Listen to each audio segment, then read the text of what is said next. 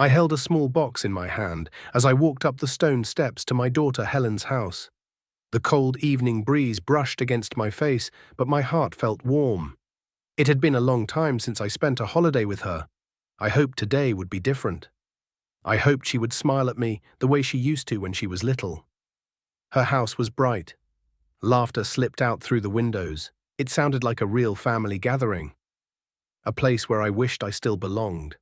I knocked softly at first, no answer. I knocked again, a bit louder. A moment later, the door flew open and Carl stood there. He filled the doorway like a wall. His shirt was tight, his face stiff, and his eyes were full of annoyance.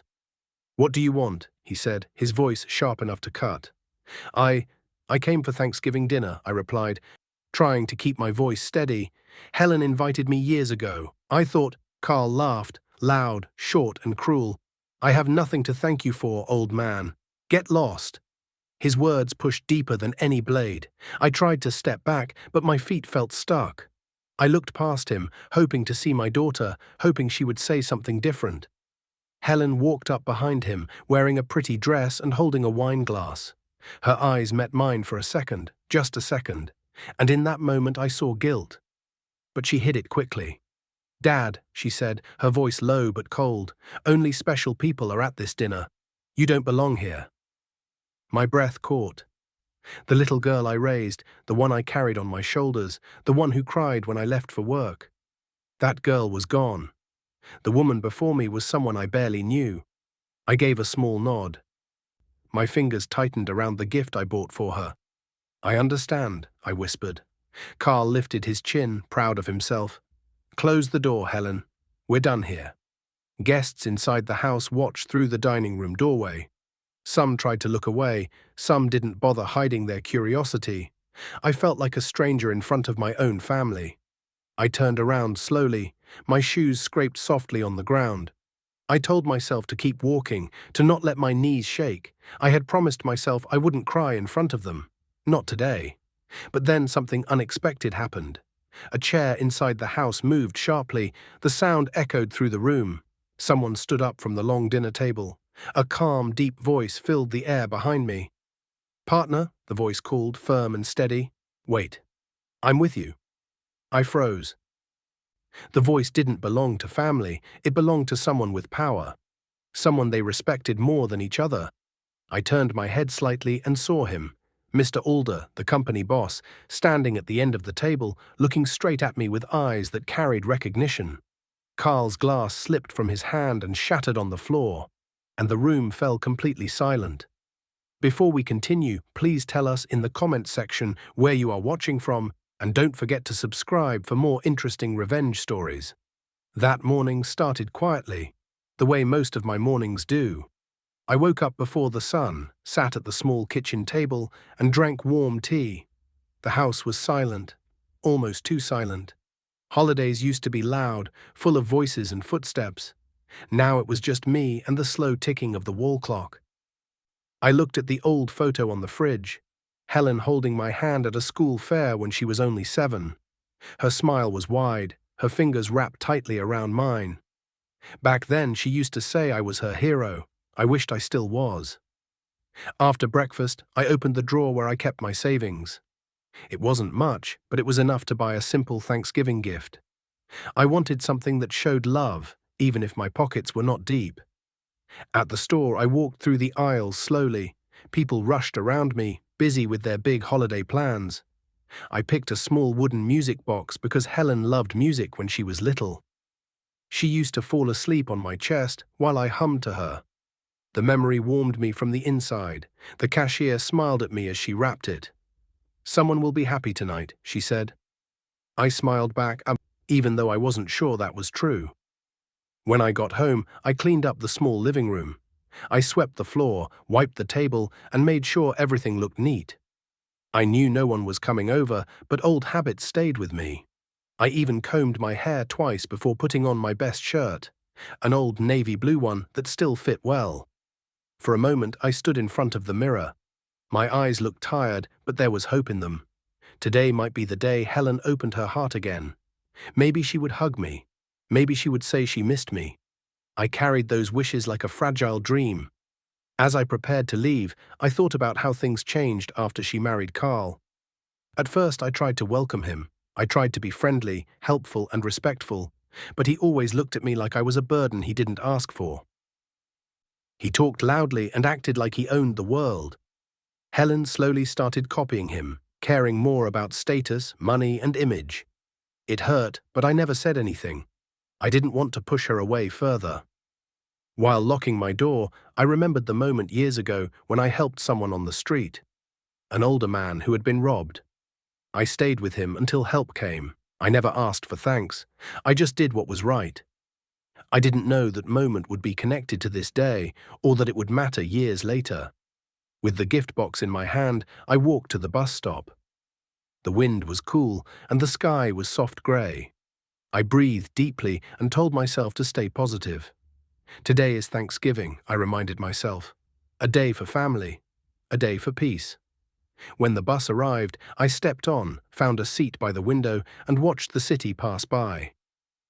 I wondered what Helen's house would feel like. I hoped it would feel like home again, even for a little while. I told myself that no matter what happened, I would walk through that door with love in my heart. I had no idea how wrong I was.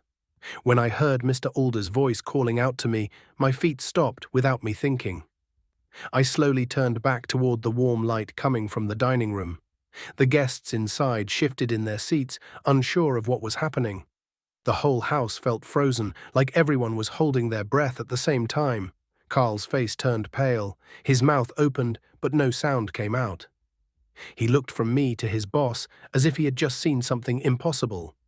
Helen stared at the broken glass on the floor, her hand shaking as she placed her wine glass down. Mr. Alder stepped away from the long table.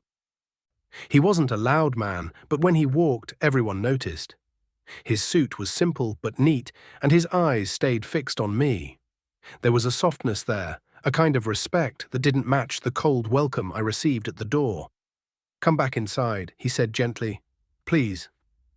His tone was polite, more polite than anything Carl had ever used with me. I didn't move at first. My body felt heavy, unsure if I even belonged near that doorway again. But the kindness in Mr. Alder's eyes pushed me forward. Slowly I walked toward the entrance, where Carl still stood. Carl blocked the space again for a moment, but this time his confidence wasn't there. Sir, we were just—" Mr. Alder raised one hand, not angry, just firm. "Carl, step aside." Carl obeyed. He moved out of the way like a child who didn't want to be scolded. I walked inside quietly. The warmth of the house wrapped around me. It smelled like roasted turkey, cinnamon, and freshly baked bread. The table was beautifully set with golden candles and orange napkins. People tried to smile at me, but their eyes showed confusion. They wondered why the boss cared so much about someone Carl treated like nothing. Helen stood behind Carl. She pressed her fingers together, unable to look me in the eye. I stopped a few steps inside the room. I didn't want to cause trouble. I didn't want to ruin their dinner. But Mr. Alder walked over to me, as if he had been waiting for this moment for years. "I didn't expect to see you here," he said softly. "It's been a long time." Carl blinked. Helen's eyebrows rose. The room shifted again. "You know him?" Carl asked, his voice shaking. Mr. Alder nodded slowly. "More than you think." Carl looked lost, like he didn't know where to stand or what expression to wear. Helen stepped closer, trying to understand the connection. I stayed quiet. I didn't want to say the wrong thing. My hands folded in front of me, and the little gift box rested in my pocket. I felt small in that room, yet for the first time, someone powerful stood by my side. Guests whispered softly. Some leaned forward, eager to hear more. The candles flickered, casting warm light across the tablecloth and shining softly on Mr. Alder's face. He turned back toward me, giving a small nod of respect. The house that had pushed me away now held a strange, heavy silence. The people who thought I didn't belong were now watching me with new eyes. And everything inside that room began to change. Mr. Alder walked beside me as if we had arrived together. His calm steps filled the room with a new kind of weight. Everyone watched him, then watched me, trying to understand what they had missed. The candles on the table flickered gently, but the air in the dining room felt tight. Carl forced a smile so wide it looked painful. Sir, I didn't know you two had ever met, he said, rubbing his hands together. Mr. Alder didn't rush to answer. He simply pulled out a chair near the table and motioned for me to sit. I hesitated, but he gave a small nod that told me it was not a suggestion. It was respect. I took the seat slowly. My palms felt warm, and my heart beat louder than the soft music playing in the background. I wasn't used to being honored like this. Carl hurried to pull out another chair for his boss. Please, sir, sit. We were just about to start the main course. Mr. Alder didn't sit right away. Instead, he studied Carl for a long moment. Interesting, he said quietly. Helen stood a few steps away, twisting the ring on her finger. Her eyes moved between me and Mr. Alder over and over. She looked confused, nervous, and unsure whether to speak. Dad, she whispered at last, why didn't you tell us you knew him? I looked down at my hands. Because it didn't matter, I said softly. I didn't come here to impress anyone. Her face tightened, and for a moment I saw the little girl who used to run to me after school. But she pushed the feeling away, swallowing hard. Mr. Alder finally sat down. He rested his elbows lightly on the table and looked around at the guests. This man, he said, nodding toward me, is someone I respect. Carl's shoulders stiffened. He tried to laugh, but it came out dry. Yes, of course. Absolutely, sir. I mean, I always— Carl, Mr. Alder said, cutting him off gently. I watched how you treated him at the door. Carl's face went red. It was just a misunderstanding. A misunderstanding, Mr. Alder repeated, raising a brow. You spoke to him as if he were less than you. Helen stepped forward quickly. Sir, we didn't mean— Mr. Alder turned his head slowly toward her. Helen, he is your father. Her eyes lowered, her breath caught. She had nothing to say. Guests shifted uncomfortably, their plates untouched. They weren't used to seeing Carl cornered. They weren't used to seeing the quiet man near the door treated with honor.